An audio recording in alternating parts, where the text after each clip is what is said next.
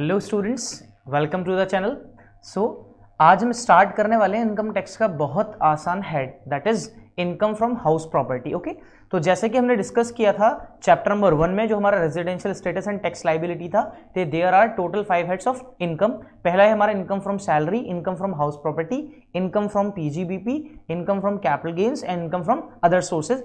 तो आज हम स्टार्ट कर रहे हैं हाउस प्रॉपर्टी। ओके, हमारी चैनल पर आपको सैलरी से रिलेटेड भी वीडियोस हैं स्टूडेंट्स, आप वो भी देख लीजिएगा। उसके बाद हमारा जो सेकंड हेड है वो है हमारे पास इनकम फ्रॉम हाउस प्रॉपर्टी। कौन सा है? Income from house property. तो किसी भी चैप्टर को पढ़ने से पहले, किसी भी हेड को पढ़ने से पहले उसके बेसिक्स का पता होना जरूरी है। तो सबसे पहले हम बात करते हैं स्टूडेंट्स, ये एक एक्ट है और एक्ट के अंदर क्या होते हैं, कुछ सेक्शंस होते हैं। तो सेक्शंस को समझना बहुत जरूरी है, ठीक है, क्योंकि सेक्शन हमें ये बताते हैं, गाइड करते हैं कि कौन सी इनकम टैक्सेबल होगी, कौन सी इनकम टैक्सेबल नहीं होगी। इस चैप्टर के अंदर किस किस पर्सन से रिलेटेड, किस किस एसएससी से रिलेटेड कौन सी इनकम को हमें कैलकुलेट करना है, कौन सी एक्सक्लूडेड इनकम से, तो ये बातें हमारी सारे सेक्शंस बताते हैं। तो ये जो इसका सेक्शन है, इस सेक्शन 22 से लेकर 26-7 तक है, ठीक है। ओके, 22 से लेकर 27 तक सेक्शंस कहां पर कवर अप होते हैं? इनकम टैक्स के हाउस प्रॉपर्टी के अंदर। तो कुछ सेक्शंस मैंने यहां पे लिखे हुए हैं कि कौन कौन से सेक्शंस में यूज होंगे। तो सबसे पहला बेसिस ऑफ चार्ज, और बेसिस ऑफ चार्ज को बोला जाता है स्टूडेंट्स चार्जिंग सेक्शन। क्या बोलते हैं इसको हम? It is the charging section. क्या बोलते हैं इसको? Charging section. तो चार्जिंग सेक्शन कौन सा है? 22 इज द चार्जिंग सेक्शन। जो इसका पहला सेक्शन है सेक्शन 22, ये कौन सा सेक्शन है? चार्जिंग सेक्शन है। ये चार्जिंग सेक्शन क्या बताता है कि कौन सी इनकम टैक्सेबल होगी, कौन सी इनकम टैक्सेबल होगी। तो किसी भी चैप्टर का, किसी भी हेड का चार्जिंग सेक्शन क्या बताता है कि उस हेड के अंदर इनकम कैसे चार्ज होगी, उसमें इनकम कैसे टैक्सेबल होगी। ओके, तो बेसिस ऑफ चार्ज कहां पर मिलेगा? मैं सेक्शन 22 के अंदर इसको भी देखेंगे। एनुअल वैल्यू, एनुअल वैल्यू क्या होती है? ओके, एनुअल वैल्यू कहां पर गिवन है? सेक्शन 23 के अंदर। एनुअल वैल्यू कहां गिवन है? सेक्शन 23 के अंदर गिवन है। ओके, डिडक्शंस, ओके, इसमें जो होती है स्टैंडर्ड डिडक्शंस है। कौन सी?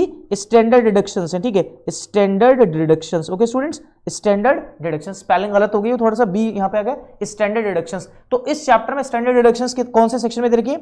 सेक्शन 24 के अंदर, ठीक है। कहां पे देखेंगे? सेक्शन 24 के अंदर। कहां पर? सेक्शन 24 के अंदर। अब देखो, अब सेक्शन 24 के अंदर डिडक्शंस क्यों? डिडक्शंस बहुत सारी होती हैं। ओके, कमरे, अगर आपके घर में तोड़फोड़ हो गई, अगर आपने किराए पे घर को उठा रखा है, उसमें कोई तोड़फोड़ हो गई, उसके बहुत सारे कुछ और भी अखराजात होते हैं, कुछ और भी खर्चे होते हैं, तो सबको अलग अलग माइनस ना करके एक स्टैंडर्ड डिडक्शन दे दी जाती है। क्या दे दी जाती है? कि स्टैंडर्ड डिडक्शन, ठीक है।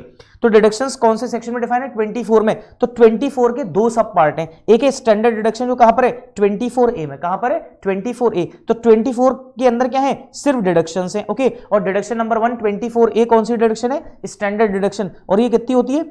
30%। कितनी होती है? 30% ऑफ नेट एनुअल वैल्यू। कितनी होती है?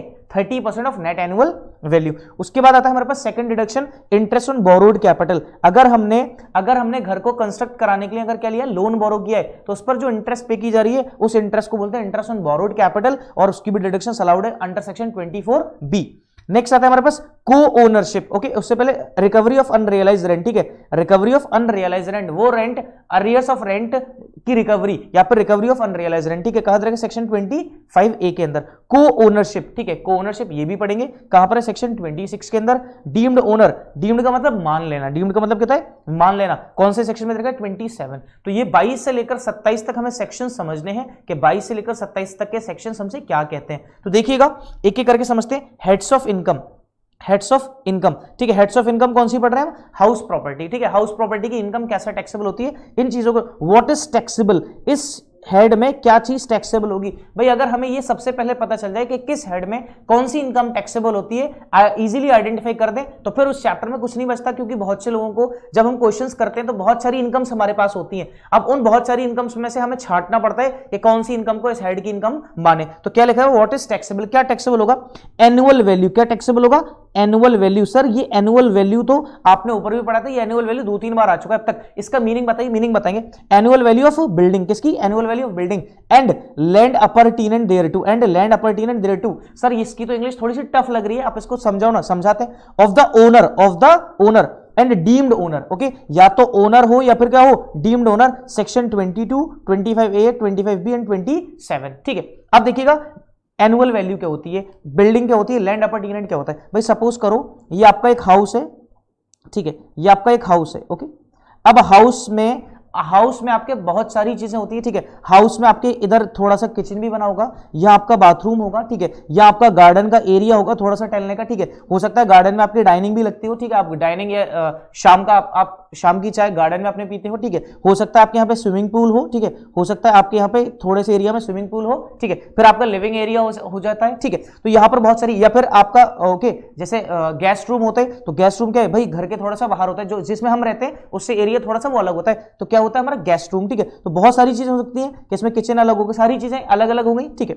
कि गेस्ट आते हैं तो उनके लिए हमने एक अलग से बना दिया गेस्ट। तो इसका मतलब क्या, देखो जो हमारा घर है, जो जहां हम रहते हैं वो तो है ही, उसके साथ साथ जितनी भी चीजें अटैच हैं, उसके साथ जितनी भी चीजें अटैच हैं, तो उन सबको हम क्या मानेंगे बिल्डिंग मानेंगे, क्या मानेंगे हाउस प्रॉपर्टी की डेफिनेशन के अंदर क्या करेंगे, कवर अप करेंगे। हाउस प्रॉपर्टी की डेफिनेशन के अंदर क्या होगा, वो कवर अप होगा, ठीक है। अब उसमें क्या क्या हो सकते हैं वो मैं आपको दिखाता हूं। देखो इसमें क्या क्या कवर अप हो सकता है, जरा समझना क्या क्या कवर अप हो सकते हैं। देखो बिल्डिंग के अंदर क्या क्या आ सकते हैं, देखो बिल्डिंग के अंदर पब्लिक ऑडिटोरियम्स, अगर क्या है पब्लिक के लिए ऑडिटोरियम्स है, ठीक है, auditoriums for entertainment purpose, entertainment के लिए पब्लिक ऑडिटोरियम्स है, ठीक है। लार्ज स्टेडियम्स है, अगर बड़े बड़े स्टेडियम्स है जहां पे क्रिकेट मैच, फुटबॉल मैच, कोई भी मैच होता है, वो म्यूजिक हॉल्स है, वो बिल्डिंग के अंदर कवर अप होंगे। ओपन एयर स्विमिंग पूल होगा, ठीक है, लेक्चर्स हॉल्स हो सकते हैं, डांस हॉल्स हो सकते हैं, सिनेमा हाउस हो सकते हैं, etcetera, okay. Existence of roof not necessary, अब जैसे आपने देखा जो लार्ज स्टेडियम्स होते हैं, ठीक है, उसमें क्या होता है, रूफ तो होती नहीं है, ठीक है, रूफ होती नहीं है उसके अंदर, स्टेडियम्स के अंदर कवर अप होता है, तो existence of roof is not necessary, clear है, ठीक, ओके। तो अपर टीनेंट देयर टू का मतलब क्या है कि हाउस के साथ जितनी भी चीजें कनेक्टेड है, आपके हाउस के साथ जहां आप रहते हैं उससे जितनी भी चीजें कनेक्टेड है, ठीक है। चाहे अब सपोज करें आपके दोस्त का कॉल आता है, ठीक है, आपके दोस्त का कॉल। अब मान लीजिए आप अपने गार्डन में हैं, आप कहां पर अपने गार्डन में इवनिंग चाय पी रहे हैं, ठीक है, शाम की चाय पी रहे हैं। अब शाम की चाय पीते हैं तो आप उससे क्या कहते हैं भाई, अब वो कॉल करके पूछते हैं कहां हो यार, एक जगह चलना है, बोले मैं घर पे हूं, तुम घर पर ही आ जाओ, या ये कहते हैं आपके गार्डन में हो, नहीं आप क्या कहते हो कि मैं घर में हूं, कहां आ जाओ, घर में आ जाओ, ठीक है। तो आप घर पे चले जाते हैं, इसका मतलब वो पर्टिकुलरली नहीं बताता कि वो कहां पर बैठकर चाय पी रहे, गार्डन में, तो इसका मतलब गार्डन भी कहां पर कवर अप हुआ, गार्डन हाउस के अंदर, क्लियर हो गया। तो ये होता है house and appurtenant thereto का मीनिंग, ओके। अबे व्हेन इट इज टैक्सेबल, कब टैक्सेबल होगा भाई, व्हाट इज टैक्सेबल, क्या टैक्सेबल होगा, ये तो हमने समझ लिया। व्हेन इट इज टैक्सेबल, ये कब टैक्सेबल होगा, कब टैक्सेबिलिटी आएगी, the previous year, okay sir, हाँ प्रीवियस ईयर से पता चला कि आपने हमें residential status and tax liability बताया था, वहां पे प्रीवियस ईयर बताया था कि previous year is that year in which SSC earns the income, जिस साल इनकम को कमाएगा उस साल को क्या बोलते हैं हम, प्रीवियस ईयर बोलते हैं। In which assessee is the owner of the property, ठीक है, assessee is the owner of the property. Sir इसका मतलब क्या, assessee must be the owner of that particular building, okay, कि एसएससी उस प्रॉपर्टी का क्या होना चाहिए, ओनर होना चाहिए, ओके।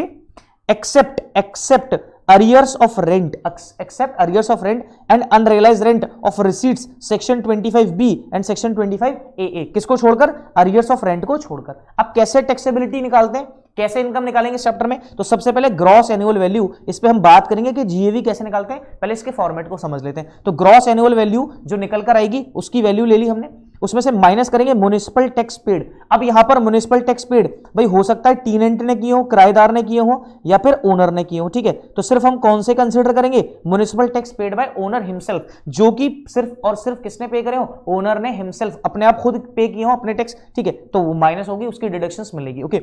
उसके बाद अगर हम ग्रॉस एनुअल वैल्यू में जीएवी में से municipal tax paid bye owner minus कर देते हैं तो हमारे पास जो वैल्यू बचती है क्या होती है, एनएवी, इसको हम बोलते हैं नेट एनुअल वैल्यू, ठीक है। अब नेट एनुअल वैल्यू आ गया हमारे पास। अब नेट एनुअल वैल्यू में से मैंने बताया था आपको डिडक्शंस माइनस करनी है, तो पहली डिडक्शन सेक्शन 24 के अंदर, तो पहली डिडक्शन है 30% of NAV, it is the standard deduction, क्या बोलते हैं इसको, स्टैंडर्ड डिडक्शन का नाम देते हैं, ठीक है, स्टैंडर्ड डिडक्शन 30% ऑफ एनएवी। उसके बाद माइनस करते हैं इंटरेस्ट ऑन बोरोड कैपिटल, भाई जो आपने अपने घर को कंस्ट्रक्ट कराने के लिए क्या लिया है, लोन लिया है, उसकी डिडक्शंस को माइनस करेंगे, एक एक करके हर एक चीज को समझेंगे। उसके हाउ मच टैक्सेबल, कितना टैक्सेबल होगा, ठीक है, हाउ मच टैक्सेबल। अब देखो 30% तो एनएवी कट गई, तो इसका मतलब 70% क्या होगा, टैक्सेबल होगा, ठीक है। अब उसमें क्या ऐड कर सकते हैं, add arrears of rent received, arrears of rent received, ठीक है। अगर आपको कोई भी अरियर्स मिला है रेंट का, उसको ऐड करेंगे। ऐड अनरियलाइज रेंट रिसीव्ड, ठीक है, अनरियलाइज रेंट रिसीव्ड या फिर अरियर्स ऑफ रेंट अगर जो भी मिला उसको क्या कर देंगे, ऐड कर देंगे। तो जो हमारी आ जाएगी वो क्या आ जाएगी, total taxable income under the head house property. तो इस तरीके से हाउस प्रॉपर्टी का एक फॉर्मेट बनेगा जो मैंने आपको अभी समझाया, ठीक है। Rate at which is taxable, किस रेट से होगी, नॉर्मल रेट से, ठीक है। इसका कोई पर्टिकुलर स्पेशल रेट्स नहीं है, जैसे कैपिटल गेन एक चैप्टर पढ़ोगे आप, वहां पर स्पेशल रेट्स है, लेकिन यहां पर कोई भी स्पेशल रेट्स नहीं है। यहां पर हम कौन से रेट लेंगे, स्लैब रेट्स, कौन से रेट लेंगे, स्लैब रेट्स। तो there is a difference between slab rates and special rates. Special rates के अंदर और स्लैब रेट्स के अंदर क्या होता है, कुछ ना कुछ डिफरेंस होता है, ठीक है। यहां तक क्लियर हो गया सबको, ओके। चलिए नेक्स्ट है हमारे पास बेसिक कंडीशन मतलब बेसिक कंडीशन का मतलब चार्जिंग सेक्शन। ओके, सेक्शन 22 मैंने आपको क्या बताया, चार्जिंग सेक्शन। क्या बताया मैंने आपको, चार्जिंग सेक्शन। क्या बताया स्टूडेंट्स, चार्जिंग सेक्शन। क्या सेक्शन 22 हमारा कौन सा सेक्शन है, चार्जिंग सेक्शन है। अब ये समझ लेते हैं कि इनकम कैसे टैक्सेबल होगी सेक्शन 22 के अंदर। तो कुछ पॉइंट्स हैं बहुत इंपॉर्टेंट, उनको डिस्कस करते हैं। सबसे पहले there must be a property, क्या होना चाहिए, प्रॉपर्टी होनी चाहिए। There must be a building, there must be a property consisting of any building और लैंड अपरटेनेंट देयर ऑफ या देयर टू। ठीक है, तो बता दिया कि भाई आपकी प्रॉपर्टी होनी चाहिए, बिल्डिंग होनी चाहिए, एंड लैंड अपरटेनेंट टू का मतलब क्या, उससे अटैच जितनी भी सारी चीजें होंगी वो सब क्या मानी जाएंगी, बिल्डिंग मानी जाएंगी। ठीक है, उसके बाद assessee, assessee should be the owner, उस बिल्डिंग का असेसी खुद क्या होना चाहिए, ओनर होना चाहिए। वो प्रॉपर्टी किसको बिलोंग करनी चाहिए, ओनर को, including the deemed owner. Okay, अब होता है एक ओनर, एक होता है डीम्ड ओनर। अब डीम्ड ओनर के बारे में बताएंगे, अभी ऊपर बताया था डीम्ड का मतलब मान लेना, कि कुछ लोगों को मान लिया जाएगा कि वो भी क्या है, ओनर है। ठीक है, तो assessee must be the owner या फिर डीम्ड ओनर। नेक्स्ट है such property should not use, such property should not be used for the purpose of any assessable business और profession carried on by the assessee. Okay, जो assessee must be the owner, और उस building पर assessee अपना ना तो profession ना ही business carried out करता हो। ओके, कोई भी प्रॉपर्टी है, अगर मैं अपनी प्रॉपर्टी में सेल्फ ऑक्यूपाइड हूं तो कोई बात नहीं है। अगर मैंने अपनी ही प्रॉपर्टी को यूज कर रखा है किस पर्पस के लिए, किस पर्पस के लिए, अपने बिजनेस या प्रोफेशन के लिए, तो उस इनकम की वहां से जो इनकम ड्राइव होगी वो इनकम हाउस प्रॉपर्टी के अंदर टैक्सेबल ना होकर कहां पर होगी, profits and gains of business and profession. Okay, तो यहां पर कौन सी इनकम आएगी, रेंटल इनकम। कौन सी इनकम आएगी यहां पे, रेंटल इनकम। बात समझ में आ गई, क्लियर है, ठीक। फिर आता है उसके बाद annual value of the property is assessed to tax only in the hands of the owner. जो एनुअल वैल्यू है वो क्या होगी, टैक्स होगी या फिर असेस्ट होगी किसके हाथ में, ओनर के हाथ में। ठीक है, ओनर का मतलब क्या है, अब देखो ओनर, तो यहां पर हम डीम्ड ओनर भी मान लेंगे। तो ओनर का मतलब क्या है, अगर हमने मान लीजिए अपनी कोई asset without any adequate consideration अपनी वाइफ को, अपने चिल्ड्रंस को क्या कर दी, ट्रांसफर कर दी, तो उस केस में टैक्स कौन देगा, ओनर ही देगा। ठीक है, उसकी इंटेंशन क्या थी, अपने टैक्स को कम करना। ओके, नेक्स्ट है subletting is taxable as business income और as income from other source. ठीक है, जो सबलेटिंग की इनकम है, सबलेट का मतलब मैंने किसी को किराए पे दी, उसने किसी और को किराए पे दे दी। भाई सपोज करिए, सपोज करते हैं मैंने एक्स को प्रॉपर्टी दी। ठीक है, तो मैंने एक्स को अपना एक घर दिया। ओके, उसमें 4 रूम्स थे, एक्स को मैंने एक घर दिया, उसमें 4 रूम थे। अब ये घर एक्स और एक्स की फैमिली छोटी थी, उनके लिए बड़ा था, तो एक्स ने यहां पे 2 रूम क्या कर दिए, लेट आउट कर दिए। क्या कर दिया उसने, लेट आउट। तो इसका मतलब जो एक्स को जो इनकम हो रही है वो कौन सी इनकम है, सबलेट। क्या बोलते हैं उसको, सबलेटिंग। फिर owner includes legal owner. Owner कौन कौन सा होता है, लीगल ओनर। ठीक है, जिसके नाम की जिसके नाम रजिस्ट्रेशन है, इसकी रजिस्ट्री है। बेनिफिशियल ओनर, ठीक है, जो क्या है, बेनिफिशियल ओनर, जिसको बेनिफिशियरी बना दिया गया है। नेक्स्ट क्या है, डीम्ड ओनर। तो ओनर के अंदर तीनों चीजें, तीनों ओनर आ सकते हैं, लीगल ओनर आ सकता है, बेनिफिशियल ओनर आ सकता है, और क्या आ सकता है, डीम्ड ओनर। जैसे आपने ट्रस्ट देखी होंगी, तो ट्रस्ट के लिए क्या बना देता है, ट्रस्टी, वो क्या होता है, उसके बेनिफिशियल ओनर होते हैं। ठीक है, नेक्स्ट है income from house property. Income from house property is the only head of the income which is chargeable to tax only notional basis. ठीक है, नॉशनल इनकम टैक्स, भाई हमारे 5 हेड हैं, हमारे कितने हेड है, 5, तो बाकी सब में हमारे पास क्या टैक्स, जितनी इनकम आएगी उतना क्या होगा हमारे पास, ड्राइव होगा। यहां पर इनकम फ्रॉम हाउस प्रॉपर्टी एक ऐसा वाहिद हेड है, इकलौता ऐसा हेड है जिसमें हम टैक्स किस बेसिस पे करते हैं, नॉशनल बेसिस पे। किस बेसिस पे, नॉशनल बेसिस पे। ओके, सिर्फ एक यही हेड याद रखिएगा, नॉशनल बेसिस पे हम करते हैं। क्लियर है, when property income is not chargeable to tax, या फिर इसको हम बोल सकते हैं एक्सेप्शंस। क्या बोल सकते हैं इसको, एक्सेप्शंस, कि भाई कौन कौन सी इनकम इस चैप्टर के अंदर कवर अप नहीं होंगी, एक्सेप्शंस। ठीक है, एक्सेप्शंस, कौन कौन सी इनकम इसके अंदर कवर अप नहीं होंगी। सबसे पहला income from farm house, section 10 clause 1, तो ये कवर अप होता है एग्रीकल्चरल इनकम की डेफिनेशन में। कहां पर होता है, एग्रीकल्चर इनकम की डेफिनेशन में। तो इनकम फ्रॉम फार्म हाउस ये टैक्सेबल नहीं होगा। नेक्स्ट है one palace of an ex ruler. ठीक है, one palace, okay, one palace of ex ruler, अगर कोई एक्स रूलर है उसका कोई वन पैलेस। ठीक है, property income of a local authority, section 10 clause 20। ठीक है, तो अगर कोई लोकल अथॉरिटी, अगर उसकी कोई प्रॉपर्टी इनकम है तो वो भी इस हेड में इनकम फ्रॉम हाउस प्रॉपर्टी में टैक्सेबल नहीं होगी। ओके, तो इनकम फ्रॉम हाउस प्रॉपर्टी का मतलब अगर मैं छोटा सा अगर आपको बता दूं, हाउस प्रॉपर्टी, ठीक है, चैप्टर का नाम है, मैं यहां लिख देता हूं income from house property. Okay, income का मतलब यहां पर आ रही है रेंटल इनकम। कौन सा वर्ड है, रेंटल इनकम। और यहां पे प्रॉपर्टी का मतलब क्या है, यहां पर प्रॉपर्टी है रेजिडेंशियल। ओके, कौन सी, रेजिडेंशियल। ठीक है, रेजिडेंशियल प्रॉपर्टी। ठीक, अब देखिएगा, property income of a local authority हो गया, property income of an approved scientific research and association. Okay, कोई approved scientific research and association, उसकी प्रॉपर्टी इनकम है। Property income of an education institute and hospital, ये भी नहीं cover up होगा। Property income of a trade union, ये भी cover up नहीं होगा। Property income of a political party, ये भी कवर अप नहीं होगा, ठीक है, ये सब कोई भी कवर अप नहीं होगा। Property held for charitable purpose, ये भी कवर अप नहीं होगा। तो ये सब किसमें कौन सी कैटेगरी में आते हैं? एक्सेप्शंस कैटेगरी में आते हैं। ये जो हमारे पास क्या है, प्रॉपर्टीज है, ओके, प्रॉपर्टी की इनकम है, इन सबको हम हाउस प्रॉपर्टी में कंसीडर नहीं करते, हाउस प्रॉपर्टी की इनकम नहीं मानी जाती है, ठीक है, बात समझ में आ गई? ओके, अब हमारे पास कौन सी प्रॉपर्टी है? Residential property. इस रेजिडेंशियल प्रॉपर्टी को हमने क्या करो? लेट आउट किया हो। क्या हो? लेट आउट किया हो, ठीक है। या फिर हम खुद ही अपनी प्रॉपर्टी में रहते हैं। सपोज करिए एक एक्स है और एक्स के पास 3 हाउस है, एक ही में तो वो रहेगा, एक उसके पास तो सेल्फ ऑक्यूपाइड है, बाकी ये दूसरा और तीसरा उसने क्या है? लेट आउट है, या फिर लेट आउट नहीं है, तो इन दोनों घरों को deemed to be let out मान लिया जाएगा। Deemed to be let out, भाई एक तो आपका सेल्फ ऑक्यूपाइड माना जाएगा, बाकी एक से ज्यादा आपके जितने भी घर होंगे उनको deemed to be let out मान लिया जाएगा। क्लियर है? इस पे जब हम डिटेल में प्रैक्टिकल क्वेश्चंस करेंगे तब समझेंगे, अभी थ्योरेटिकल एस्पेक्ट से मैं आपको समझा रहा हूं। ओके, अगर आपको ऐसा लग रहा है कि मैं जल्दी चल रहा हूं तो प्लीज स्टूडेंट दोबारा इस वीडियो को देख लीजिएगा, ठीक है, क्योंकि जल्दी जल्दी जब पढ़ाते ना, अगर मैं बहुत धीरे धीरे पढ़ाऊंगा तो इसका मतलब क्या है कि आपको भी इंटरेस्ट कम आएगा। ओके, ठीक है, क्लियर है यहां तक?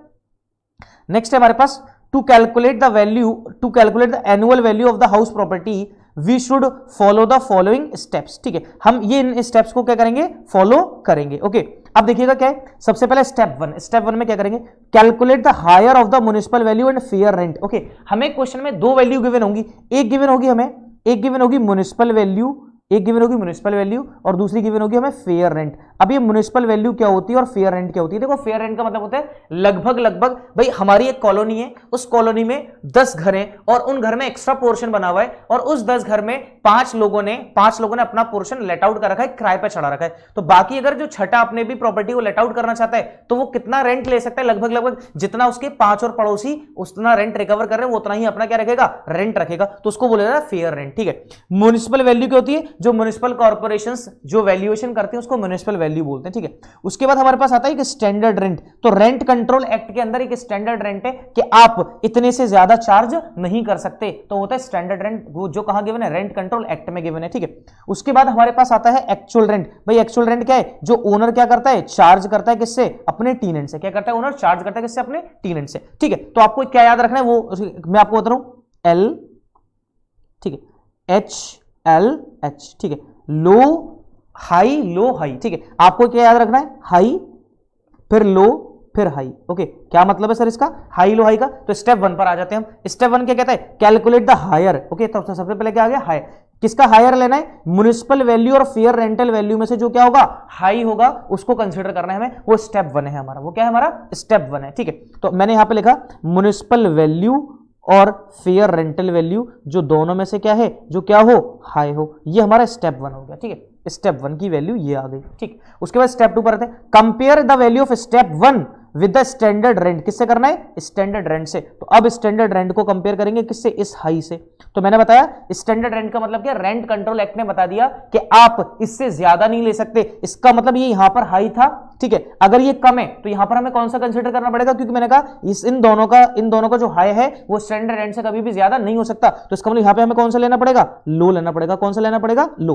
तो इसका मतलब स्टेप 2 में जब हम जाएंगे तो स्टेप 2 में क्या करना पड़ेगा? जो हमारा हायर था उसको किससे कंपेयर करेंगे हम? स्टैंडर्ड रेंट से। और स्टैंडर्ड रेंट और इसका हायर दोनों का क्या लेना पड़ेगा? लो लेना पड़ेगा, ठीक है।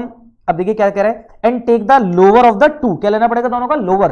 क्यों? This is because if the property is covered by rent control act then the amount so computed step 1 can not exceed the standard rent. कभी भी स्टैंडर्ड रेंट से वो ज्यादा नहीं होना चाहिए, ठीक है। क्यों नहीं होना चाहिए? एक हमारे पास केस स्टडी आई थी 1981 में, Sheela Kaushik versus commissioner of income tax by supreme court in 1981। इस केस स्टडी की वजह से, इस केस की वजह से हम स्टैंडर्ड रेंट से ज्यादा नहीं ले सकते, ठीक है। बात समझ में आ गई?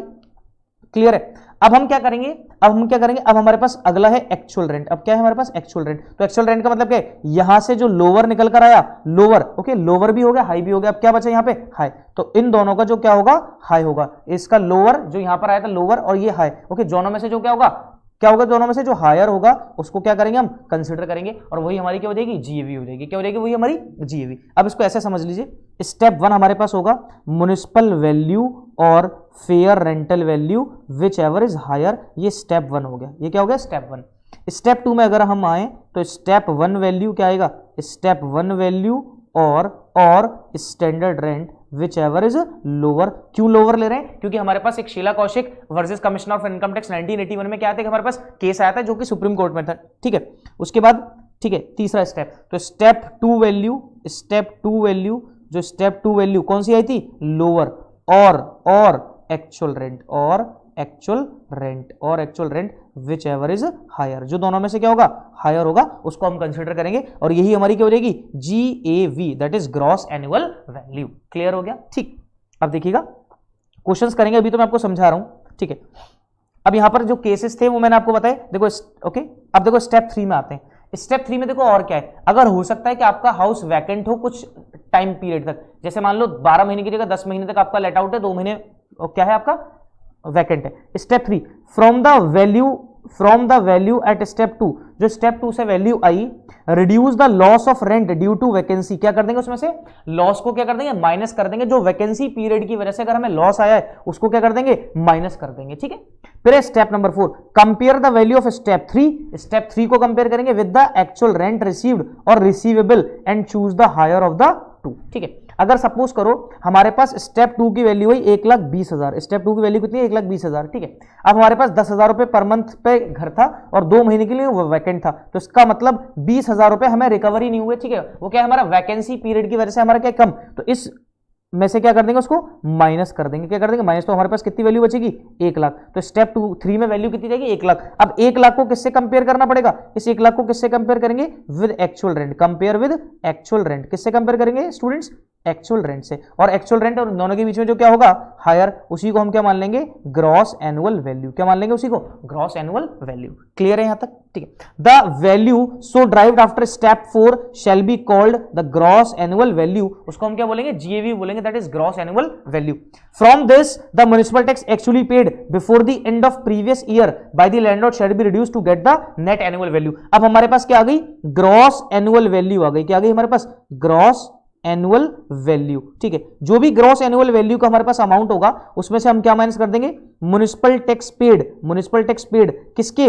Owner himself. जो किसने पे की हो? ओनर ने। वो इसमें से माइनस कर देंगे तो हमारे पास जो वैल्यू बचेगी उस वैल्यू को हम क्या बोलते हैं? Net annual value, that is NAV।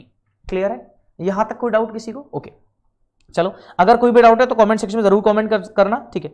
अब देखो म्युनिसिपल टैक्स क्या होते हैं, देखो it is levied by the local authority in respect of for the house, ठीक है। हाउस के लिए क्या होता है? जो लोकल अथॉरिटी है वो क्या चार्ज करती है? टैक्सेस चार्ज करती है, like water tax, house tax, ये सारी चीजें। Municipal tax including service tax, ठीक है। Municipal tax paid by the owner not by the tenant, कौन से लेना है? सिर्फ हमें कौन सा लेना है? ओनर का लेना है। Municipal tax related of past year, current year, next year but paid in previous year, okay. Municipal tax किसी भी ईयर का हो, पास्ट ईयर का, लेकिन हमें क्या करना है? जितना पेड करा है। सपोज करो इस साल का म्युनिसिपल टैक्स, इस साल का म्युनिसिपल टैक्स 10,000 है, लेकिन आपने पिछले साल का 5,000 का पेमेंट और करा है, तो इसका मतलब कितना हो गया? 15,000। तो आपको डिडक्शन कितने पे मिलेगी? 15,000 की डिडक्शन मिल जाएगी, ठीक है। नेक्स्ट है, if municipal tax paid in percentage we will calculate on municipal value. अगर क्वेश्चन में दे रखा है कि 10% के म्युनिसिपल टैक्स हैं, क्या है? 10% के म्युनिसिपल टैक्स हैं। कितने?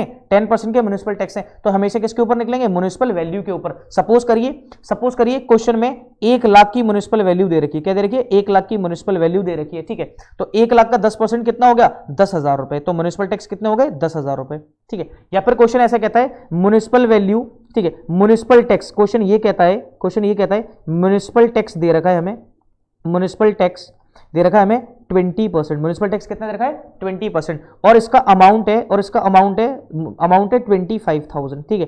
तो आपको अब देखो म्युनिसिपल टैक्स 20% गिवन है और अमाउंट भी गिवन है, तो इसका मतलब अब आपसे क्वेश्चन क्या निकलवाएगा? Municipal value. तो म्युनिसिपल वैल्यू कैसे निकालेंगे? Municipal value 25,000 multiply by 100 upon 20%, ठीक है। फुल वैल्यू कैलकुलेट करेंगे तो कितना रहेगा? 1,25,000। और अगर इसको क्रॉस चेक करें तो 1,25,000 का अगर हम कितना निकालें 20% तो कितना आता है? 25,000 आता है। बात समझ में आ गई? नहीं तो कभी क्वेश्चन क्या कहेगा? या तो म्युनिसिपल वैल्यू नहीं देगा, म्युनिसिपल टैक्स की परसेंटेज और उसका अमाउंट देगा, तो उससे हम म्युनिसिपल वैल्यू कैलकुलेट कर लेंगे। या फिर म्युनिसिपल वैल्यू देगा और म्युनिसिपल टैक्स का रेट देगा, तो मल्टीप्लाई करके हम कैलकुलेट कर सकते हैं, ठीक है।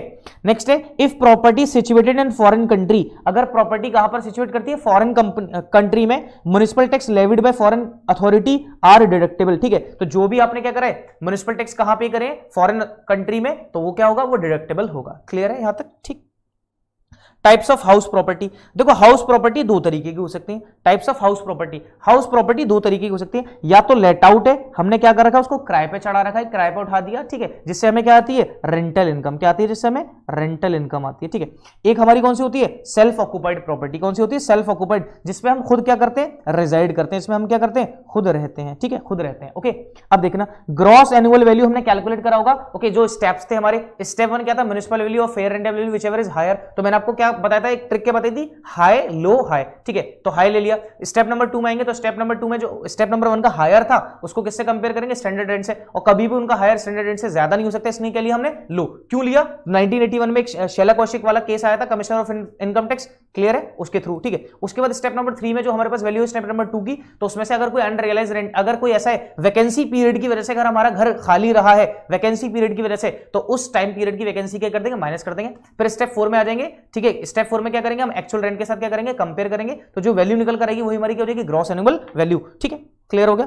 तो ग्रॉस एनुअल वैल्यू किसकी आएगी लेट आउट प्रॉपर्टी की, क्योंकि हमें मिल रहा है, और जिस घर में हम क्या करते हैं खुद रहते हैं तो उसकी ग्रॉस एनुअल वैल्यू क्या होगी निल, क्या होगी ग्रॉस एनुअल वैल्यू। एक नंबर में क्वेश्चन ये भी आ सकता है कि सेल्फ ऑक्यूपाइड प्रॉपर्टी की जीएवी क्या होती है निल होती है, ठीक है, उसके लिए कोई रेंटल इनकम नहीं आ रही।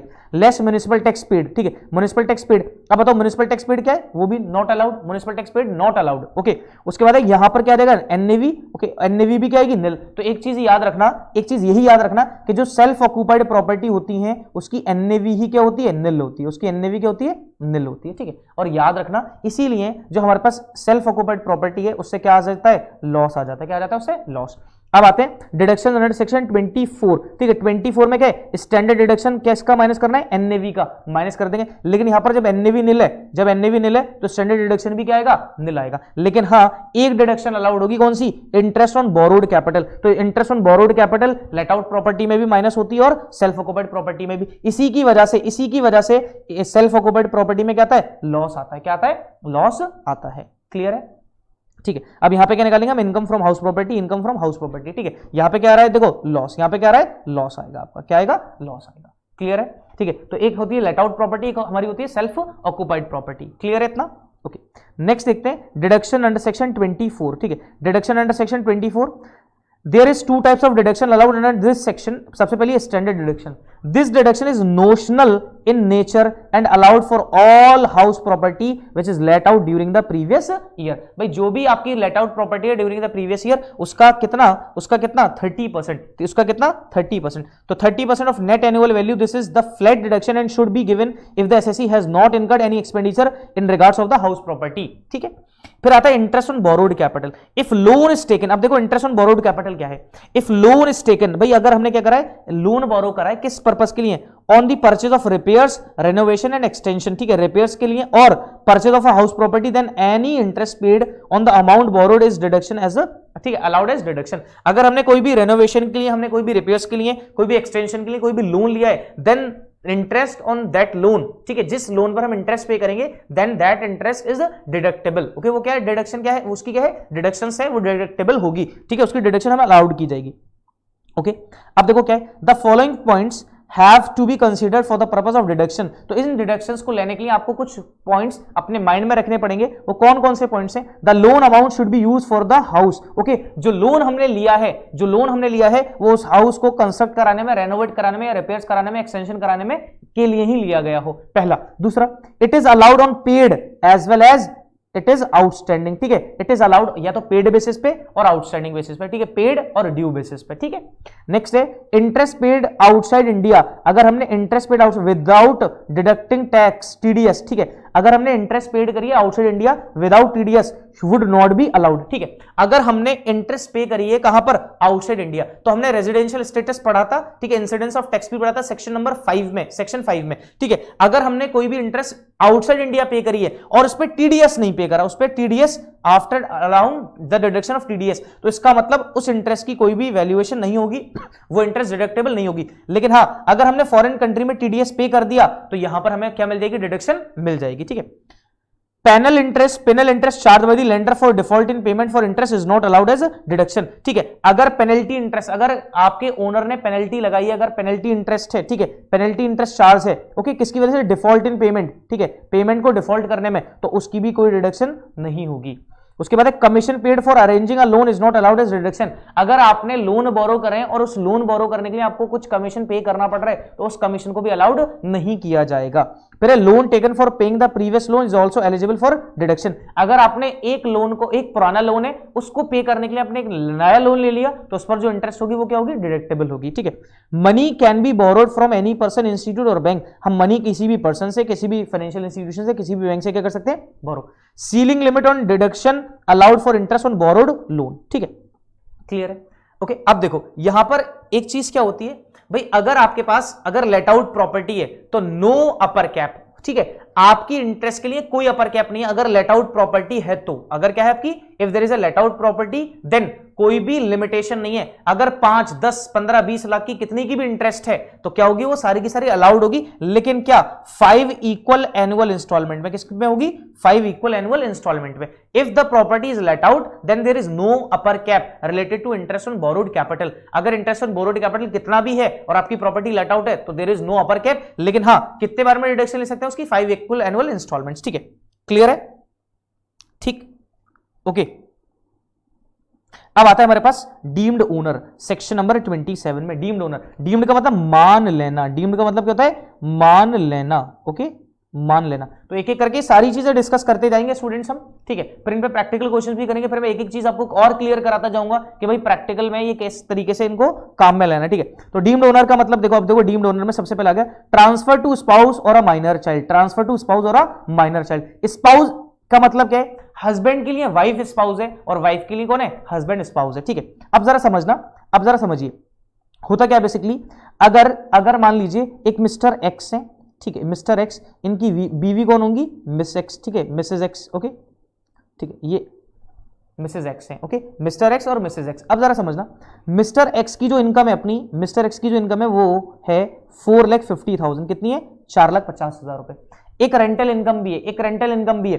लेकिन according to new slab rate अगर इनकी इनकम ज्यादा हो जाएगी 5 लाख से तो उनको टैक्स देना पड़ेगा। ठीक है, अब इसका मतलब क्या है कि अगर जो रेंटल इनकम आ रही है, कौन सी इनकम आ रही है, रेंटल इनकम। रेंटल इनकम मान लो रेंटल इनकम आ रही है 2 लाख रुपए की। रेंटल इनकम कितने की आ रही है, 2 लाख रुपए की। अगर ये 2 लाख रुपए की रेंटल इनकम अगर एक्स के अकाउंट में आ गई तो एक्स की इनकम बढ़कर 4.5 लाख प्लस 2 लाख तो हो जाएगी 6.5 लाख। तो ये अमाउंट क्या हो जाएगा, टैक्सेबल हो जाएगा। ये अमाउंट क्या हो जाएगा, टैक्सेबल हो रहा है यहां पर। तो इसने क्या करा, मिस्टर एक्स ने ये अपनी 2 लाख की रेंटल इनकम क्या कर दी, 2 लाख की रेंटल इनकम क्या कर दी, ट्रांसफर कर दी। क्या कर दी, transfer, without any adequate consideration transfer कर दी। अब ट्रांसफर करने का मतलब क्या है, ये रेंटल इनकम किसके अकाउंट में चली जाएगी, मिसेज एक्स के अकाउंट में चली जाएगी। तो इसका मतलब मिस्टर एक्स की अपनी ही इनकम कितनी रही, 4.5 लाख, तो कोई टैक्स नहीं देना। और इनकी मिसेज एक्स की इनकम कितनी, 2 लाख, तो इस पर भी कोई टैक्स नहीं देना, क्योंकि मैंने बताया कि 5 लाख की इनकम पे हमें टैक्स देना, 5 लाख से ऊपर जो भी होगा। ठीक है, तो ना तो टैक्स गया ही नहीं यहां पे। तो इसका मतलब कि लॉ ने क्या कहा, लॉ क्या कह रहा है, इनकम टैक्स के रूल्स क्या कह रहे हैं कि अगर आपने कोई भी प्रॉपर्टी, कोई भी इनकम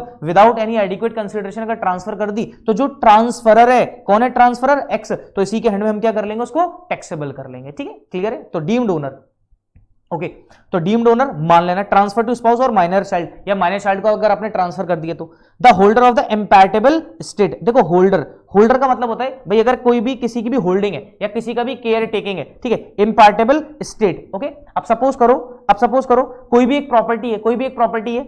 अब उस प्रॉपर्टी पे बहुत सारे लोगों का कब्जा है, मतलब बहुत सारे लोगों का मतलब अपने आपस में भाई है। ठीक है, 4 भाई हैं, 4 ब्रदर्स हैं, तो उन चारों ब्रदर्स का क्या है, उस पे बराबर का हक है, उस प्रॉपर्टी पे क्या है, बराबर का हक। लेकिन एक भाई क्या करता है, उसकी केयर टेकिंग, क्या करता है, केयर टेकिंग मतलब क्या है, होल्डिंग है उसकी, वो होल्ड करता है, उसकी देखरेख करता है सारी चीजें। तो उस केस में उस भाई को क्या मान लिया जाएगा, डीम्ड ओनर मान लिया जाएगा। Next, a person who acquired a property under section 53A of the transfer of property act. ठीक है, ओके, अगर कोई पर्सन है उसने कोई भी प्रॉपर्टी क्या कर ली, एक्वायर्ड कर ली under transfer of property act के अंडर, ठीक है, तो वो भी क्या मान लीजिएगा, deemed owner. Lessee of the building, जैसे लेसी और लेसर होता है, लेसी ऑफ द बिल्डिंग। ठीक है, अब सपोज करिए 99 ईयर्स के लिए आपने क्या ले लिया, 99 ईयर्स के लिए आपने किसी चीज की, किसी जमीन को किस पे ले लिया, लीज पर ले लिया, या 10 साल के लिए, 15 साल के लिए, जो भी लीज पीरियड है, 20 साल के लिए अगर आपने उसको लीज पर ले लिया तो आप क्या माने जाओगे, उसके डीम्ड ओनर माने जाओगे। ठीक है, फॉरेन प्रॉपर्टी। अब देखिए क्या कंडीशन है, एसएससी कंडीशन फॉर टैक्सेबिलिटी क्या होना चाहिए, ordinary resident, not ordinary resident, non resident. देखो एसएससी कंडीशन फॉर टैक्सेबिलिटी क्या होगा, ऑर्डिनरी रेजिडेंट क्या होगा, ऑलवेज टैक्सेबल, लेकिन नॉट ऑर्डिनरी रेजिडेंट और देखो आरएनओआर और NR income must be received in India, ठीक है। तो जो ऑर्डिनरीली रेजिडेंट है उसकी तो सारी की सारी ग्लोबल इनकम टैक्सेबल होती है। आपको बताया था इंसिडेंस ऑफ टैक्स सेक्शन 5, ठीक है, आपको बताया था, तो आप उन वीडियोस को भी जाके देख सकते हैं। तो जो ऑर्डिनरीली रेजिडेंट है उसकी ग्लोबल इनकम टैक्सेबल होती है, ऑलवेज टैक्सेबल, ठीक है। सर एक इनकम थी, हाँ, पास अनटैक्स इनकम, उसको हम कंसीडर नहीं करते थे, वो मैंने आपको समझाया था, ठीक है। अगर कोई RNOR है या फिर NR है, उनकी इनकम तभी टैक्सेबल होगी जब वो कहां पर होगी, इन इंडिया, तो इनकी फॉरेन इनकम टैक्सेबल नहीं होती है, ठीक है। ना तो RNOR की ना फिर NR की कोई फॉरेन इनकम टैक्सेबल नहीं होती। अगर इनकम कहां पर मिली हो, इंडिया में मिली हो, तभी वो टैक्सेबल होगी, ठीक है। अब आता है उसके पास डिस्प्यूटेड ओनरशिप। क्या आता है? डिस्प्यूटेड ओनरशिप, ठीक है। अब डिस्प्यूटेड ओनरशिप आता है, तो डिस्प्यूटेड ओनरशिप सेक्शन 27 में कहां पर आता है? सेक्शन 27 में क्या आता है? Disputed ownership. डिस्प्यूटेड ओनरशिप का मतलब क्या है भाई? अगर दो लोग हैं, एक ए है और एक बी है, ठीक है, ये एक प्रॉपर्टी है, ये क्या है? एक प्रॉपर्टी है, ठीक है। अब इस प्रॉपर्टी पर, ठीक है, ये एक प्रॉपर्टी है जो कि लेट आउट है, जो क्या है? लेट आउट प्रॉपर्टी, ठीक है। एक मार्केट है, क्या है? एक ये मार्केट है, ओके, एक ये मार्केट है। अब इन्होंने इसको क्या कर रखा है? Let out. लेकिन इन दोनों में ही क्या है? इन दोनों में क्या है? डिस्प्यूट है इस प्रॉपर्टी को लेकर। ए और बी में क्या है? डिस्प्यूट है इस पर्टिकुलर प्रॉपर्टी को लेकर।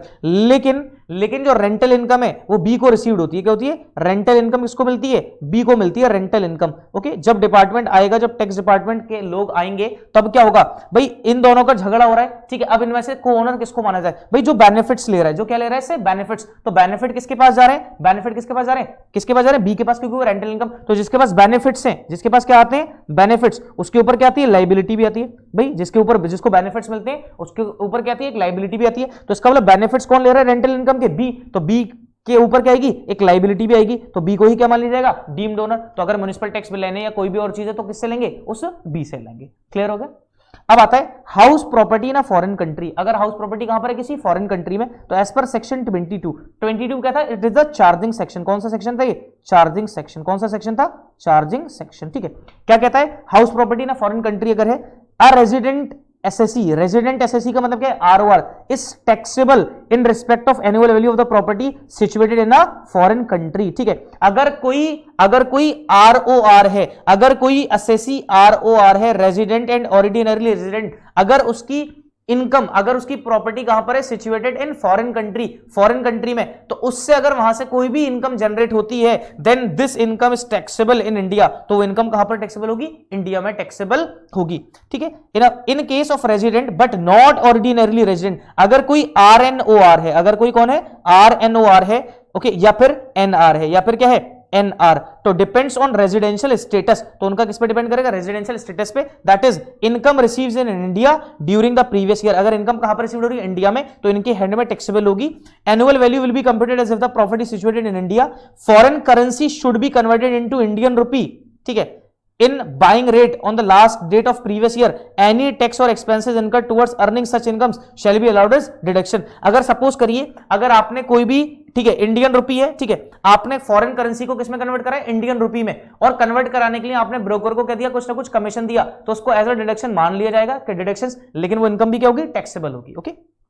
क्लियर है? तो स्टूडेंट, आज मैंने आपको एक इंट्रोडक्टरी बताया, इंट्रोडक्शन दिया आज मैंने, ठीक है। इंट्रोडक्शन क्या था? मैंने आपको क्या बताया? सेक्शन 22 से लेकर 27 के सेक्शंस मैंने बताए। जैसे सेक्शन 22 में हमारा क्या था? सेक्शन 22 में चार्जिंग सेक्शन था। सेक्शन 23 में हमारा क्या था? एनुअल वैल्यू था, ठीक है। सेक्शन 24 में डिडक्शंस थी। सेक्शन 24A में हमारी क्या थी? Standard deduction at the 30% of NAV. Section 24B में हमारे पास क्या था? इंटरेस्ट ऑन बोरोड लोन, ठीक है, interest on borrowed capital, okay. और 25 में क्या था? Recovery of unrealised rent. 26 में क्या था? को ओनरशिप। और 27 में क्या था? Disputed ownership. तो हमने आज की क्लास में इसका बेसिक देखा कि इस चैप्टर का बेसिक क्या है, इनकम कैसे टैक्सेबल होती है, ठीक है, कैसे जीएवी कैलकुलेट करते हैं वो हमने समझा।